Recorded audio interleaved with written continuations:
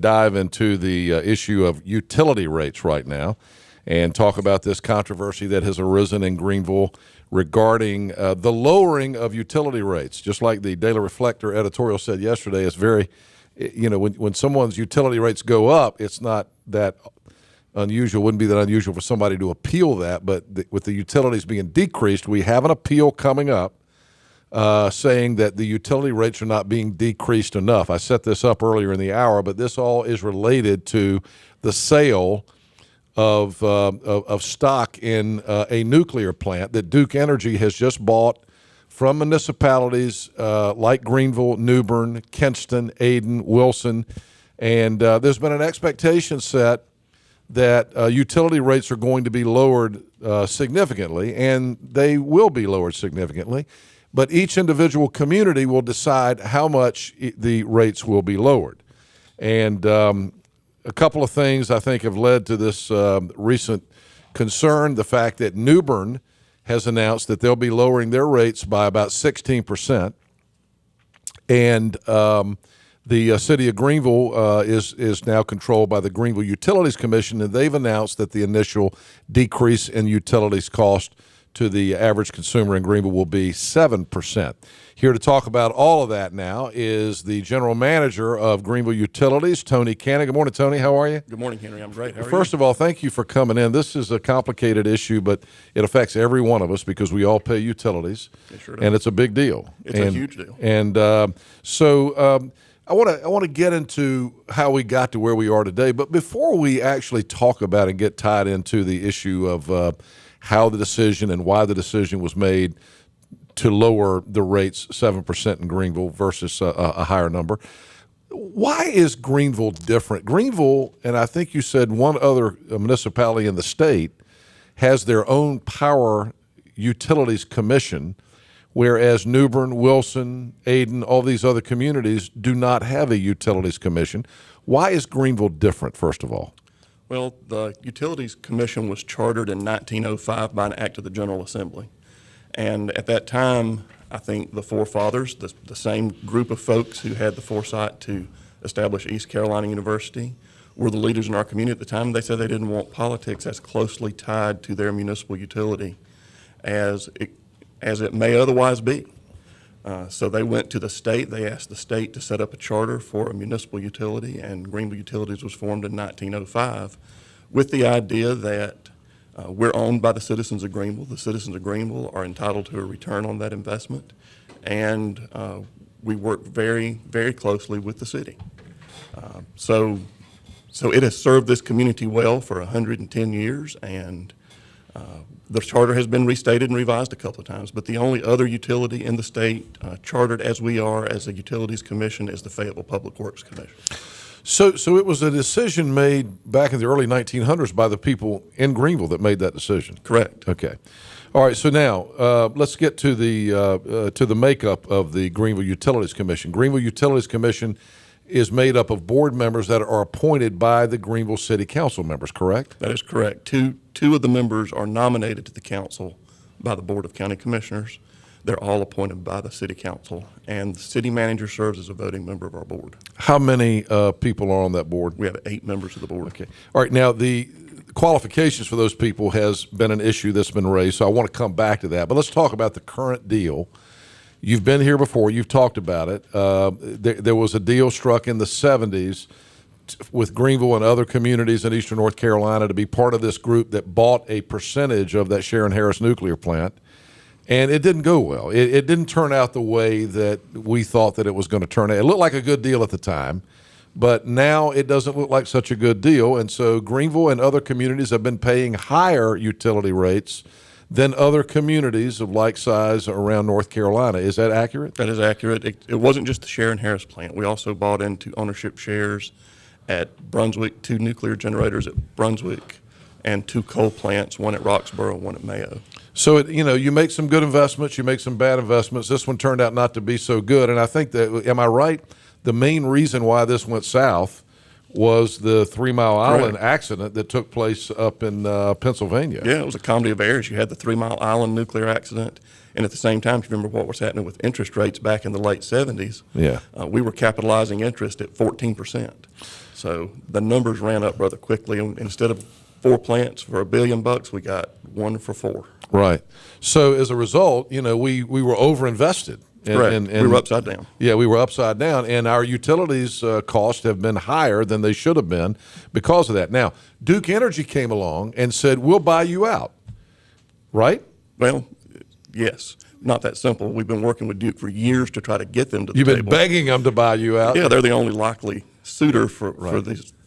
And Well, let me ask you this. Here's a question that again, I don't want to get, we're going to get to the issue of rates. But if it was a bad deal for these communities, why was it a good deal for Duke to buy it out? Well, first of all, we still have about $1.7 billion worth of debt. The plants themselves are worth around, we think the book value is somewhere around $900 million. So that's a premium there that we're upside down on those plants. Duke's not paying us the full amount to defease the bonds. The amount to defease the bonds over the next 10 years is around $2 billion. They're paying us $1.2 billion. So we're still going to have some debt. We've still got to defease that debt over the next 10 years. So we do have still some debt we're going to be dealing with. We've got some other things we're going to be dealing with as well. All right, now let's talk about the decision to lower the rates. Some communities, New Bern has already come out and said we're going to lower our rates 16%. You have your board has come back. Your recommendation was 7%, and that has set off a question of, well, if New Bern can lower their rates 16%, why can Greenville only lower our rates here in Greenville 7%? And I think that's a fair question. Each community, it's not a straight across-the-board decrease to the power agency. Each community, based on their ownership in the plants, is getting a different amount of decrease in their rates. So New Bern's getting 16%, ours is 15.8%. People like Rocky Mount, Wilson, theirs is 22%. So it's different based on your ownership shares in the plant and what your load has done over time. So for us, it's 15.8%, but that doesn't translate penny to penny from wholesale into retail because we still have the cost of operating and maintaining the system. So a 15.8% reduction is actually an effective 13.5% retail rate reduction. So that would be the absolute max to pass along, but it's just a different philosophy. All that money is going to go back to the consumers, all of it.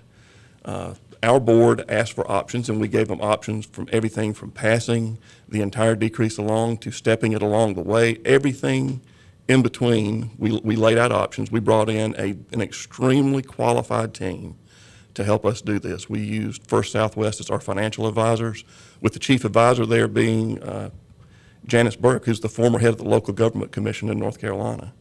They have a power supply expert that we brought in from New York to help us with this. We hired Black & Veatch to help us with the financial analysis as well and help us with the rates, because you can't just take the rates that we have today and say, let's reduce them by 13.5%. That does not work because each rate class is structured differently. The cost of power flows through that differently. So we had to do an extensive rate study to make sure that we're adequately not overcharging the customers. All right, so Greenville is getting a 15.8% reduction in the rate. You say that by the time you convert that to retail, to the consumer, the maximum you could have returned in year one would have been to lower everybody's rates 13.5%. Actually in 6 months, because what will happen, what we know is going to happen, is that there will be an increase immediately after the first of the year. Right. So that would be for about a 6-month window, and then you're going to have to increase rates. If you go back to the article in the Sun Journal that Mr. Boardman had quoted in his email, they actually said in there that they would be raising rates after the first of the year. So you think New Bern, by lowering rates 16% right away, is going to be in a situation where they'll have to raise their rates within a year? I think they will be, or lose money. Right.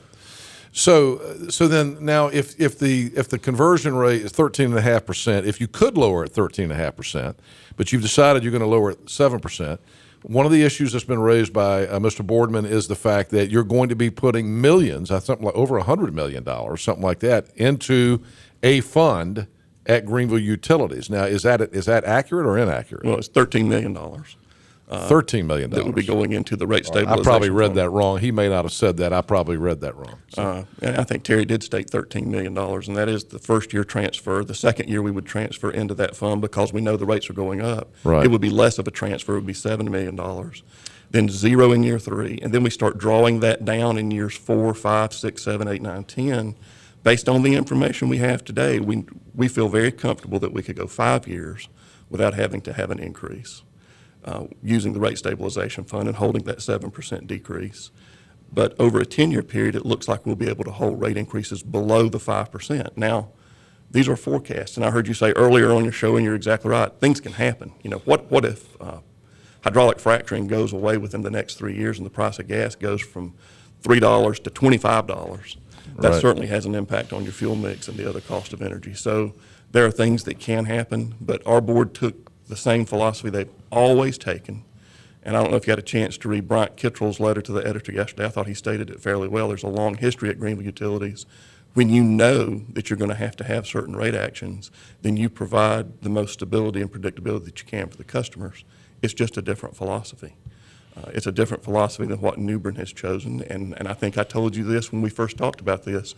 You may see 32 entirely different strategies deployed because there's that many different communities. and again, back to the original comment that we made about Greenville Utilities being non-political. I mean, the one thing, and I'm not defending Greenville Utilities when I say this, but it is a fact. You cannot overlook the fact that utilities rates in New Bern, for example, which is being held up as the example of the community that's going to lower rates the most, it has been the biggest political issue in New Bern for years. There have been a lot of people, including the current mayor of New Bern, Mayor Outlaw, campaigned on lowering utility rates in New Bern.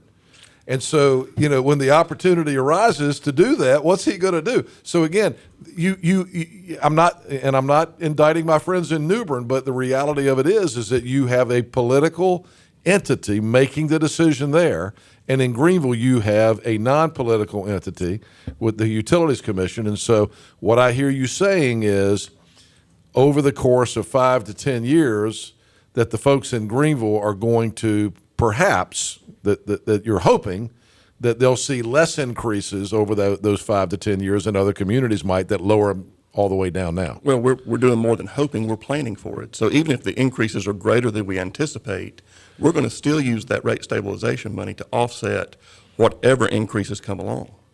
So Right. they will have lesser increases because of the use of the rate stabilization fund. It's not a hope. It's a strategy. All right, so you think then that by doing it this way, by putting the money in this rate stabilization fund rather than returning it to the customers right now, that over 4 or 5 years, you may not have to have any rate increases at all? Is That's that correct. And that's exactly what we've been saying since day one, and that seems to have gone by the wayside with a discussion of just comparing what the other folks are doing for an initial decrease to Right. what we're doing Right. for an initial decrease. That's a pretty bold statement. It is a bold If you statement. get down in year 3 and you raise utility rates, you know what you're going to hear. Yeah, you'll work on your resume, boy. That's what I'm going to hear. I know what that's going to be like. And fair enough, you know. But it's based on the information we have today. That is Yeah. what we believe to be Right. an accurate statement. All right. Now, one of the other charges that Terry has made is that the charter of Greenville Utilities requires that board members have utilities expertise. And he's saying that these are now political appointments, that the members of the board do not have utilities expertise. Do you want to respond to that? I would love to respond to that. Read the entire sentence. The entire sentence says must have utility expertise in the areas of finance, development, banking, engineering. It lists a litany of areas where relevant experience translates into the ability to serve on the board. So, you know, if you read that if you take pretty much anything, take it out of context, you can pretty much say what you need to say with that. But if you read the entire script there, it does say that these areas, engineering, finance, development areas, can translate into expertise to serve on the utility board. Now, I'm doubting Mr. Boardman's going to agree with that translation, but that is what is in the charter. It's an interesting thing. I mean, the good news is there's going to be a decrease and not an increase. And we, we have been paying higher utility rates in Eastern North Carolina for way too long. And so, it's great news that this deal is finally struck, and we're getting ready to get some relief from it.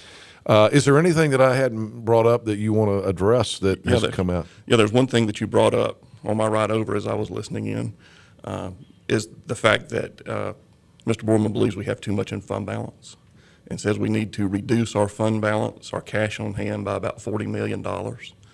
That would have an immediate negative impact on rates on our entire financial plan.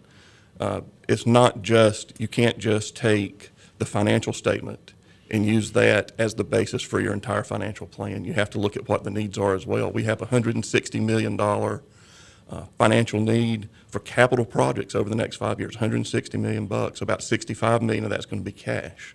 From current cash that we have on hand to cash that will generate over that time, that's to maintain a $500 million utility system. Otherwise, you're going to end up, if you don't do your regular maintenance and your programmed replacements like you're supposed to on a utility system, just as roads, bridges, and other infrastructure, then you end up having to pay the piper down the road. So it's a plan. If you go back to the interview I did with Senator Buck Newton 4 or 5 months ago when this deal was about to be finished, it might have been longer than that ago. If you listen to the end of that interview, I predicted this. In fact, I think you called me and made a joke about it later on, as I recall.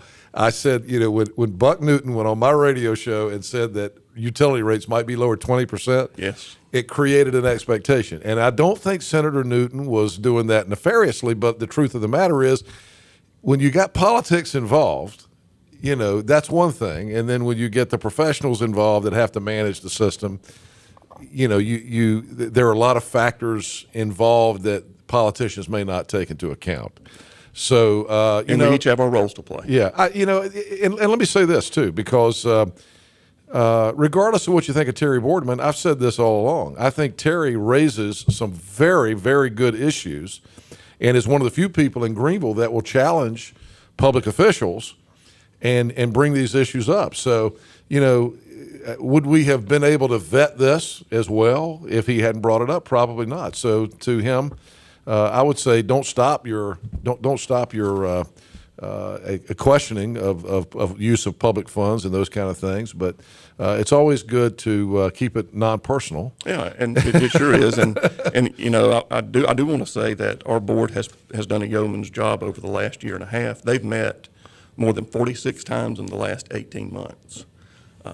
Well more than half of that to deal with this particular issue. So they have vetted this. They have looked at different options.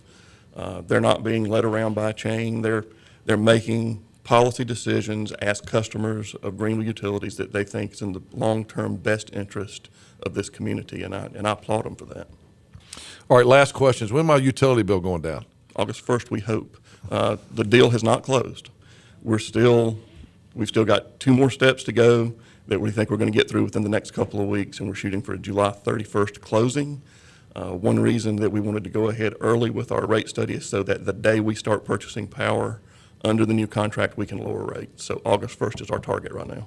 Tony, thanks for coming in and answering these questions. Thanks, Andrew. We really tough do appreciate questions, but good questions that needed to be answered, and I appreciate you taking the time to be here. Appreciate the opportunity. All right, thank you for all you do. Thank Good you. to see you.